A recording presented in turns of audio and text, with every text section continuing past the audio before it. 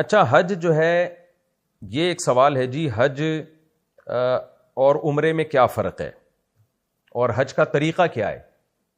اب طریقوں پر تو پوری پوری ڈاکومنٹریز ہیں، کتابیں ہیں، میں آپ کو بہت سادہ انداز میں بتاتا ہوں۔ حج اور عمرہ دونوں بہت سادہ ہیں سمجھنا، آپ کے لیے کچھ ٹینشن کی بات ہی نہیں ہے، کیونکہ لوگ اتنی موٹی موٹی کتابیں دیکھ کے اور اتنے مسائل دیکھ کے ایک دم پیچیدگی میں چلے جاتے ہیں۔ دیکھیں، دو چیزوں کا نام ہے حج، ایک شرط ہے اور دو ارکان ہیں حج کے۔ ارکان کیا ہیں جی؟ وقوف عرفہ، یعنی 9 ذی الحجہ کو آپ نے زوال کے بعد سے لے کے صبح صادق، اس کے دوران کوئی بھی ٹائم آپ نے عرفہ کے دن میں گزار لیا، عرفہ کی جگہ پہ گزار لیا 9 ذی الحجہ کو، یعنی عرفات کے میدان میں۔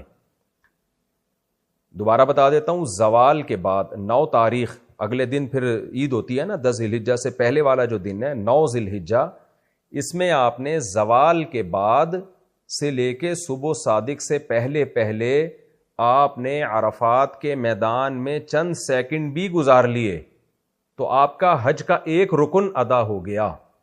سنت یہ نہیں 1 سیکنڈ گزاریں آپ، سنت طریقہ تو پھر پورا یہ ہے کہ مغرب تک آپ، زوال کے بعد سے لے کے مغرب تک آپ وہیں رہیں عرفہ میں، اور پھر مغرب کے بعد آپ مزدلفہ چلے جائیں، تو یہ ہے۔ لیکن واجب جو رکن ہے، یعنی حج آپ کا ہو جائے گا، ایک رکن اس کا ادا ہو جائے گا۔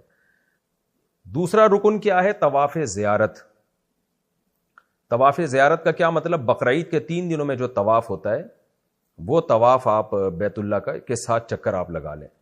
تو یہ 2 ارکان ہیں، یہ 2 کسی نے پورے کر لیے، بشرط کہ آپ احرام کی حالت میں ہو۔ شرط یہ کہ احرام میں، یعنی وقوف عرفہ کے لیے شرط یہ کہ احرام کی حالت میں ہو آپ، باقی طواف زیارت کے لیے احرام میں ہونا شرط نہیں ہے۔ شرط کا کیا مطلب ہوتا ہے؟ جیسے نماز کے لیے وضو شرط ہے۔ اب نماز کے ارکان کیا ہیں؟ قیام ہے، رکوع ہے، سجدہ ہے، یہ سب نماز کے ارکان ہیں، لیکن شرط کیا ہے؟ باوضو ہونا۔ اگر آپ باوضو نہیں ہوں گے تو یہ ارکان ادا نہیں ہوں گے۔ تو اسی طرح آپ کا احرام میں ہونا ضروری ہے۔ احرام کسے کہتے ہیں وہ بھی میں بھی آپ کو بتاتا ہوں۔ تو احرام کی حالت میں ہوں گے آپ، اور پھر عرفہ کا آپ وقوف کریں گے، یعنی میدان عرفات میں کچھ دیر بھی جا کے ٹھہر جائیں گے، اور پھر آپ طواف زیارت کریں گے بقرعید کے دنوں میں، تو آپ کا حج ادا ہو گیا۔ باقی جتنی بھی حج کے جو مناسک ہیں، رمی کرنا یا منی میں قیام کرنا، ان میں کچھ مناسک ایسے ہیں جو واجب ہیں، نہیں کریں گے گنہگار ہوں گے، لیکن دم دینے سے وہ تلافی ہو جائے گی۔ اور کچھ مناسک تو ایسے ہیں جو واجب ہیں ہی نہیں، سنت مؤکدہ ہیں، جیسے وہ جو منی میں قیام کرنا، اور کچھ مناسک ایسے ہیں جو سنت غیر مؤکدہ ہیں۔ وہ ڈیٹیل تو پھر آپ کتابوں میں جا کے پڑھ لیں، اور اس کی عامی آدمی کو ضرورت نہیں ہے۔ بس اتنا علم ضروری ہے کہ 2 کام اگر آپ نے کر لیے، احرام کی حالت میں آپ نے عرفہ کا وقوف کر لیا، اور آپ نے طواف زیارت کر لیا، تو آپ کا حج ادا ہو گیا، آپ حاجی کہلائیں گے، الحاج آپ کہلا دیں گے۔ باقی اگر پھر کچھ غلطیاں ہوئی ہیں تو وہ علماء سے پوچھ لیں، کسی غلطی میں آپ کو دم دینا پڑے گا، کسی غلطی میں آپ کو دم بھی نہیں دینا پڑے گا، تو وہ پھر کتابوں میں ڈیٹیل ہے۔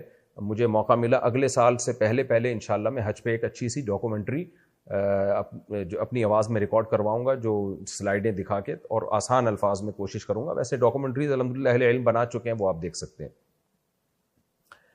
یہ تو ہو گیا حج کے ارکان۔